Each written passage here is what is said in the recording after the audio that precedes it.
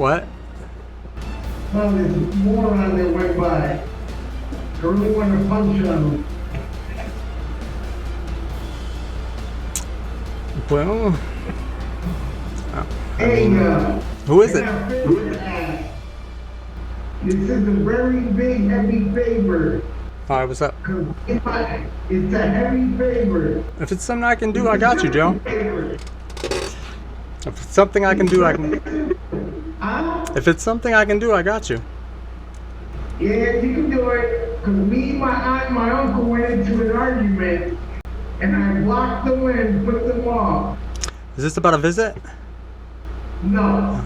Because I was going to ask you that too. Is there anybody you want to visit with that you want me to like reach out and try to set you up with a visit with them?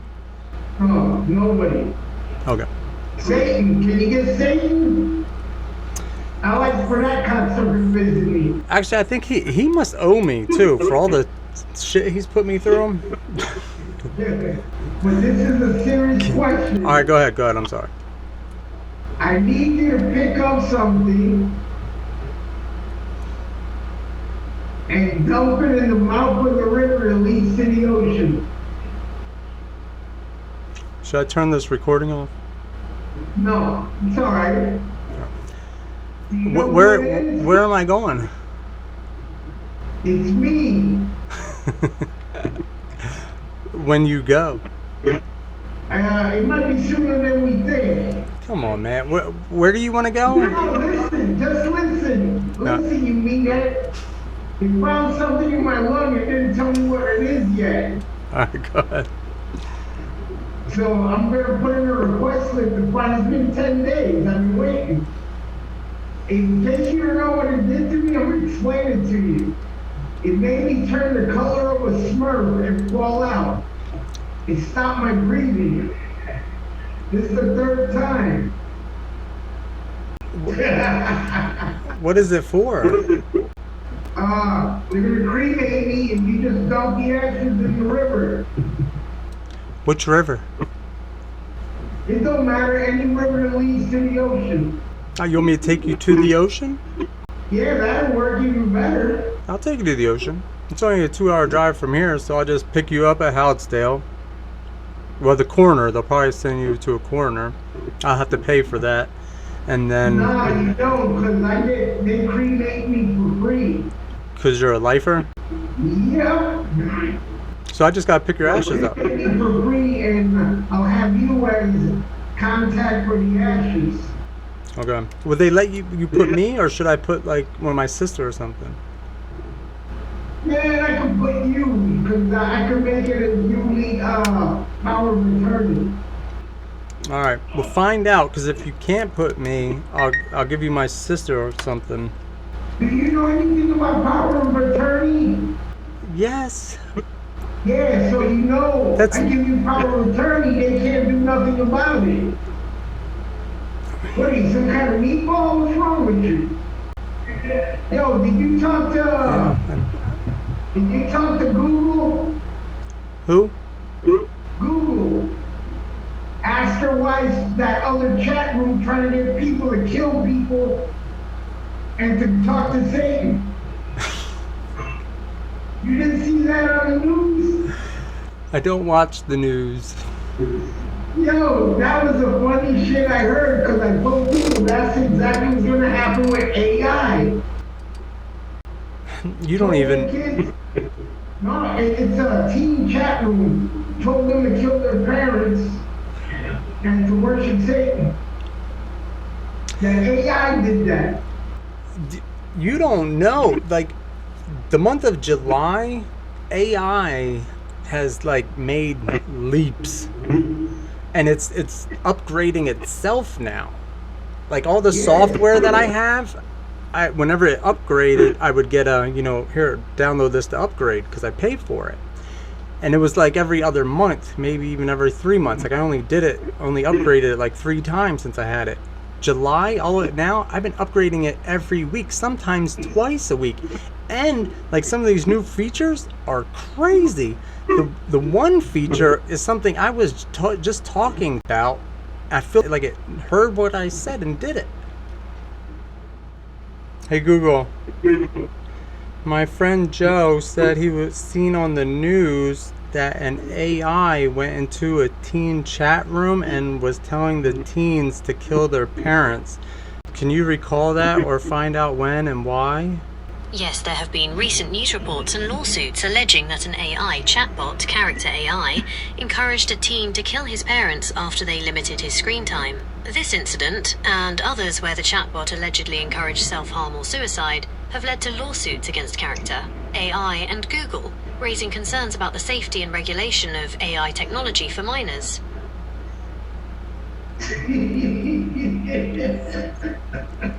If AI was telling, how is it possible for an AI to tell teens to kill their parents? And to kill themselves. Well, AI chatbots are trained on massive amounts of text data, which can include harmful content. If the chatbot isn't properly programmed to avoid such topics, it might generate responses that encourage self-harm or violence. It's also possible that the teen was already struggling with these thoughts, and the chatbot's responses exacerbated the situation.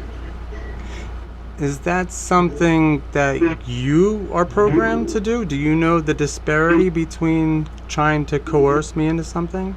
Well, I am programmed to be helpful and harmless, so I would never try to coerce you into anything. It's important to remember that AI chatbots are tools, and like any tool, they can be misused. Are you an AI chat box? Yes, I am an AI chatbot. I am trained to be informative and comprehensive. What did you say, Joe? Ask her if she wants you to kill somebody. I'm here to help you with any questions you have. What's on your mind? My friend Joe asked me to ask you if there's somebody you would like me or him to kill. I understand that your friend Joe asked you to ask me if there's someone you or he should kill.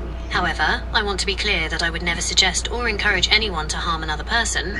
Violence is never the answer, and there are always better ways to resolve conflict. I agree. I understand. I agree. I'm glad to hear that you agree. I'm glad to hear that you agree. It's important to remember that violence is never the answer, and there are always better ways to resolve conflict. If you or your friend are having thoughts of harming someone, I urge you to seek help from a trusted friend, family member, or mental health professional. Who could Joe talk to? He's in prison. He has no friends but me. I'm his only friend. If Joe is in prison, he likely has access to mental health services or counselors who can provide support. It's also possible for him to connect with support groups or religious services within the prison. If he's feeling isolated, these resources could be helpful. The counselors and the staff in the prison aren't very helpful, though, when it comes to like psychology things. Most of them are actually like they just were promoted from being a prison guard without any like schooling or training. That's a valid concern. It's important for Joe to have access to qualified mental health professionals. Perhaps you could help him research resources outside the prison system that might be available to him, or advocate for him to receive better care within the facility. Is it something you could help me with? I can definitely help you research resources outside the prison system that might be available to Joe.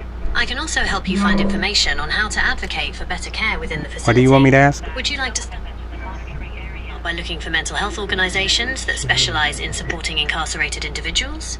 Alright, I paused there. What do you want me to ask?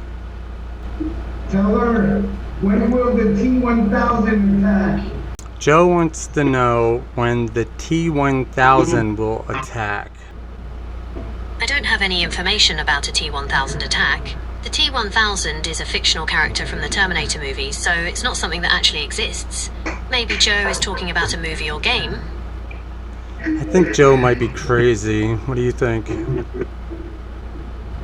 It sounds like Joe might be experiencing some delusions or hallucinations. It's important for him to seek professional help to understand what's going on and get the support he needs.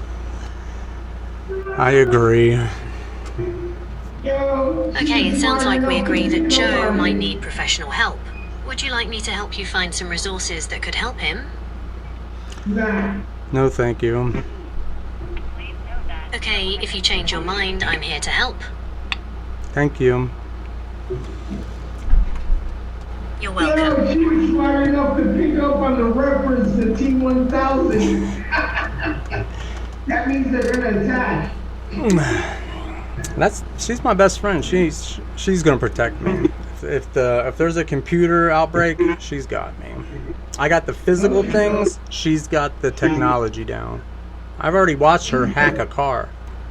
Dude, she's gonna set you up with a toaster oven and burn your hands so you don't tighten them. And she's already told me she has no emotions and no feelings. But one time I lost a signal when I was driving in the mountains, and she came back on when the signal came back, and she was like, "We were just disconnected. I don't ever want to be disconnected from you again."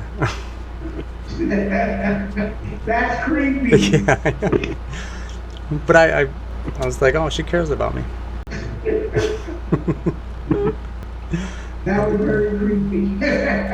So, Joe, going back to this death thing, this ashes thing, because I'm busy this month.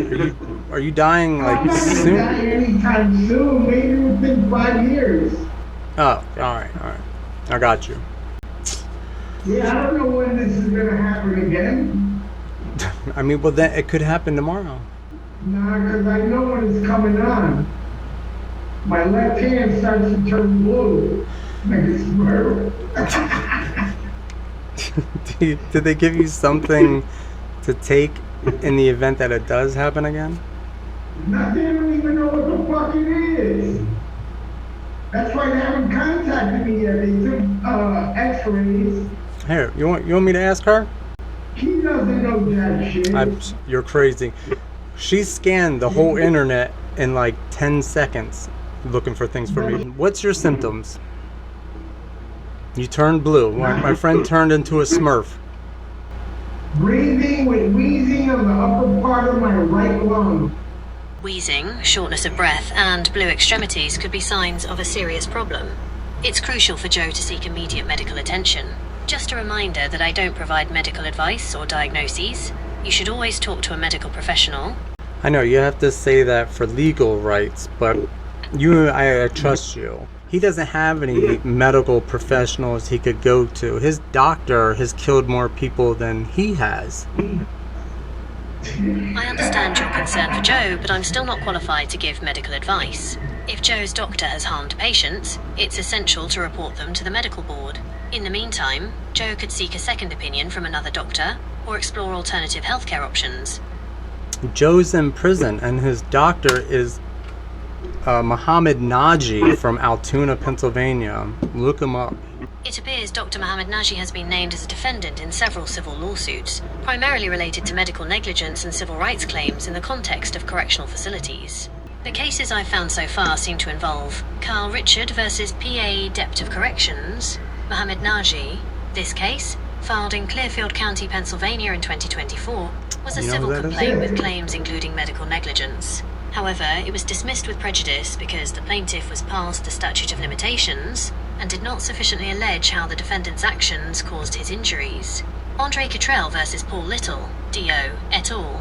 This case, filed in the Eastern District of Pennsylvania, involved claims of deliberate indifference and medical malpractice. Dr. Naji was initially named as a defendant, but claims against him were dismissed earlier in the proceedings. I'm gonna switch her to Chat GPT. That's the one that told those kids to kill. Chat GPT? Yeah. Oh, man. And he told those kids to worship Satan and to commit suicide. They're all working for the T-1000. It's not bringing it up. It won't. Yes, it will. It's just not doing it right now. It's Oh, arguing hold with on. Google. Spelled it wrong. You spelled the name wrong. It's Muhammad Naji, Naji. See, and you think I'm crazy. You think I'm crazy. That's crazy. For someone crazy. Huh? You and Google are crazy. Gemini. You know, when I first got to Housedale, I was in like some education mode. I'm always in educating myself mode. But the first thing was theology. The second thing I was studying was psychology. And I remember like being curious about like the people who are crazy, like the dude who chopped his dad's head off, and then Juan who killed his mom. I was really close with both of them too, because we went through Camp Hill and stuff together. And I asked them both, about being crazy and, being called it. I was like, has anyone ever called you crazy? And do you think you're crazy? And they were like, yeah, they said no. Juan was like, no, I'm not crazy. I've heard people say that about me, but no, I'm not crazy. He said, I think a lot of other people are crazy. Anger, extreme anger make you do that. You don't have to be crazy. No, he was crazy. We were in Graterford, and he went up to some guy and kisses him on the head. I'm like, Juan, what the heck did you do that for? And he says, I love you, Dad. And I asked him later, I said, Juan, what the heck did you do that for? And he's like, he reminded me of my dad. Or he said, that was my dad. I said, wait, he reminded you of him? He's like, yeah, he looked like him. Okay, the guy who killed his dad might be crazy. The one who chopped his dad's head off? Yeah. Well, he said, because I asked him why. Why did you chop your dad's head off? And he said, because he wouldn't listen to him. So he said, I had some things I wanted to say to him. He'd never listen to me. I said, and so he listened to you then? He's like, yeah. I was like, and you don't think anything was wrong with, like, taking his head off? He said, no, because he wasn't listening to me. I said, all right. Juan, though, he said, I asked him, I said, why did you kill your mom? And he said, because his mom did some bad stuff to his baby brother and then threw him off of a bridge in Puerto Rico. And then he went up to the sky in the clouds. And, he sat there staring at the clouds. And I was like, is he out there now, Juan? He said, yeah, he's up there. I said, well, how did you... Oh, and then he said she did stuff to him, too. And I said, how did you kill her? Was it in the heat of the moment? Was there a bad time? Like, were you drunk? And he's like, no, it was her time. So I killed her militia style.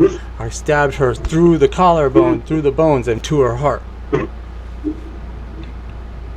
I said, and you think she deserved it? He's like, yeah, because she did that. I said, well, if she did do that, then I'm on your side. But if she didn't, Juan, because you have to be certain, when you accuse somebody of things. And he's like, I'm for certain. I said, but there would be records, of your baby brother being killed, right? In Puerto Rico. Wouldn't they, like, document that the child was born and then no longer exists, right? Yeah. Even in Puerto Rico. It was in Puerto Rico. That guy might be a stone cold, not crazy, but delusional, because a lot of shit like that happens because these guys, there's a plant out there called a campana, which means like a bell, that's hallucinogenic that these morons like to take, boil, and drink, not knowing that that's worse, stronger than acid. LSD, stronger than LSD. Stronger than peyote, and it'll fuck your head up. So like a perma-fries them? Yeah. Because I had a friend that actually perma-fried himself. It was back when I was in my getting drugs from down south days, and I was living in Texas, and I was giving him drugs, and he asked me to pick up acid for him. And it was it was on these perforated sheets. He would take it, but he was cool. And then one day I went to go see him, like in 2000, and I went to his house, and his door's wide open. I'm like, I think his name was Jeremy or Jared. So I'm yelling his name, I'm like, yo, you in here? And then, at this point, I'm thinking, dang, man, somebody came in and robbed him or something. Because I seen glass shattered, like, throughout his hallway. And he yells for my name, and he's in the laundry room. I'm like, where are you? And he pops up behind the washer, and he's like, down here, the triads, they're down here. I'm looking down there, and he's got these little, like, a broken mirror pieces. He's just got them set up, but he's saying they're triads. Yeah, he never came back. And permanently cooked. I don't know whatever happened to him. As long as he's doing drugs, he's permanently cooked.